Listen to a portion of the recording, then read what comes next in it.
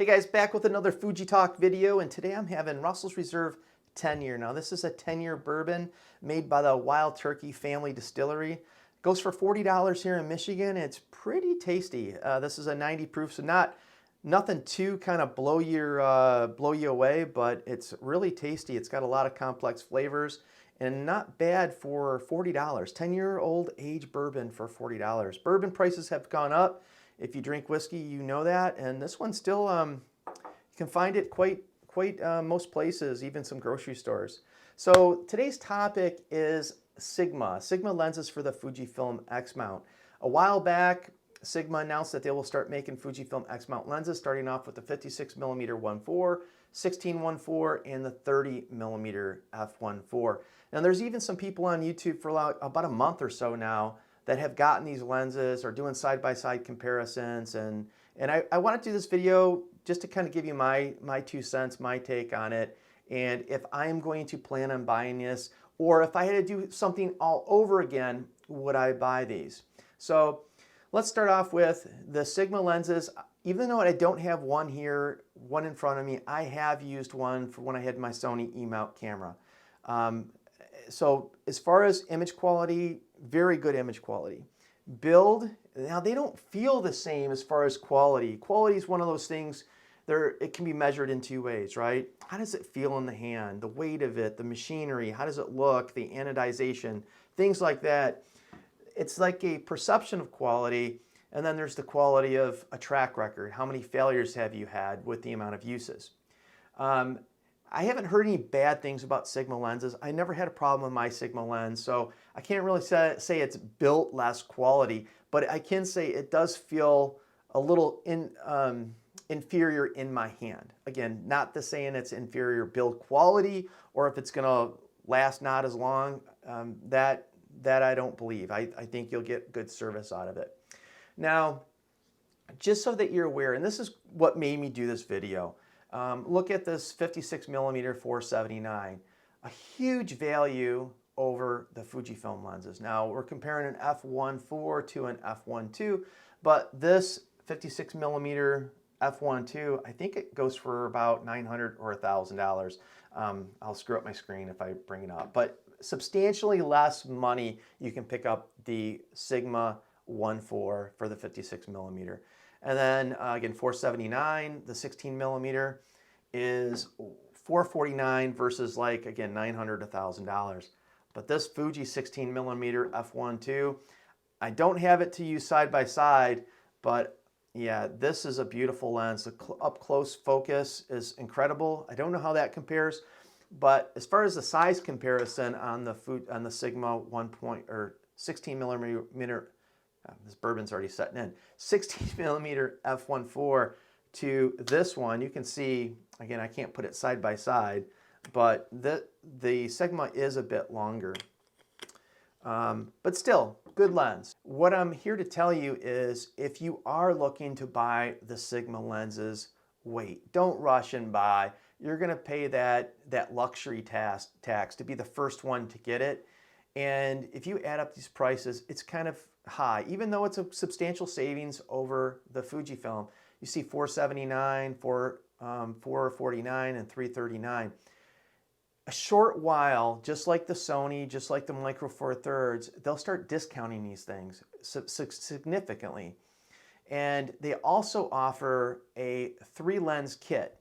So here's the Sigma 16mm 30. So this is all 3 lenses for $1,042. Now this is for Micro Four Thirds.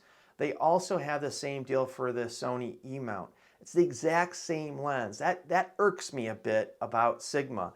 The fact that they're just trying to give you that tax on top of what the lens costs. Yes, there is some expense to do the E-mount and the firmware to get the autofocus to work. I give them that. But typically when a manufacturer of a lens comes out with a Canon or a Nikon, it's the same price. It's the same lens. And with Fuji, it is the same price, but all of the other ones been out a little bit longer, so they give you that discount. My opinion is if you want to go down the Sigma road, you should wait and save yourself in this case, $225, that's almost 20%. That's significant.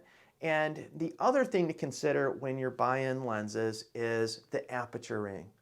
This thing sounds very simple. Okay, an aperture ring, big deal, right? You can control it in your camera. One of the reasons, probably the number one reason I shoot Fuji is the manual controls. And if you're looking at my X-T2, I can control my ISO, shutter speed, compensation, and here's how I control the aperture. Now this is the 24 or 10 to 24 lens, and it works just like the 18 to 55, where it's got an aperture ring, but it's not indexed, which is okay, but it's not anywhere near as nice as an indexed aperture. Just to look down on your camera, let me switch the lens here.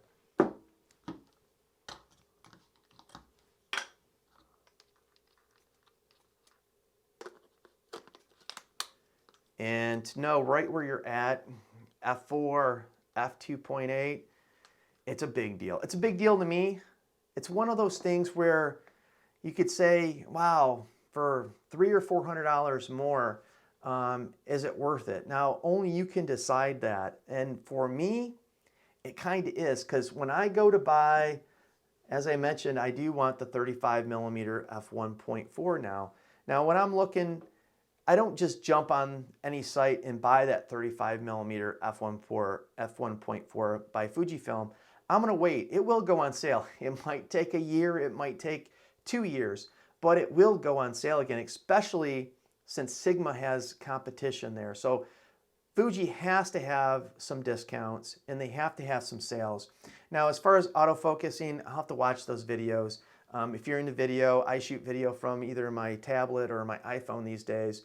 I doubt they'll be better, but that could be a qualifier as well. But you got to make up your own mind. But if you find these on sale, and there hasn't been a sale for a couple years, but I think I paid $800 for the 56 millimeter f1.2. Again, that's a f1.2 versus f1.4. And then the 16 millimeter was, I think I paid $800 as well. So yes, more money still, but at the end of the day, you have to figure out what's more important to you. The other factor for me is the looks. I know it might sound superficial, but I love the way the Fujifilm lenses look. Now, if you go with the 16 millimeter or the Sigma lenses like the 16 and the 30 and the 56, you're going to have that more modern look. And I think it looks fine on a Sony camera because they're more modern, they're more, newer technology, things like that. And it's also the path that Fuji has gone with some of their newer lenses, like the 35 millimeter f1.4 version 2, which if you watch some of my previous videos, I'm not a fan of that. So that's it. I guess I'm not really telling you a whole lot of information other than if you're looking to get into Fuji and you really have a price ceiling of lens cost, right? So if you have $1,000 to buy 3 lenses and you're not going to be able to afford it anymore, it's a no-brainer. Get the Sigma lenses. If you do have that expense, say you're making decent money, you have some money saved, I would buy a Fuji lens and wait for a sale. I really think that the aperture, to me, is a deal breaker. And it is for me on the 35 millimeter f1.4. Instead of just ordering this 30 millimeter f1.4, I'll spend an extra $100, $150, whatever it's going to cost for that aperture ring. And that Fuji lens is like the original old one, so it's clunky and it's slow. It's fine for me. It's still faster than I am. So again, you have to use whatever works for you or whatever your needs are to fill those needs. But for me, the aperture ring, the indexed aperture ring is a huge factor. That's worth literally hundreds of dollars. And if you took the like for like, the exact same lens, I would still go and spend the extra cash, even if I had to save up more money just to have that aperture ring. So that's it, guys. That's my video for this week. And if you haven't had this bourbon, I recommend you give it a shot. Thanks for watching. Appreciate it. You guys have a great night. Take care. Bye.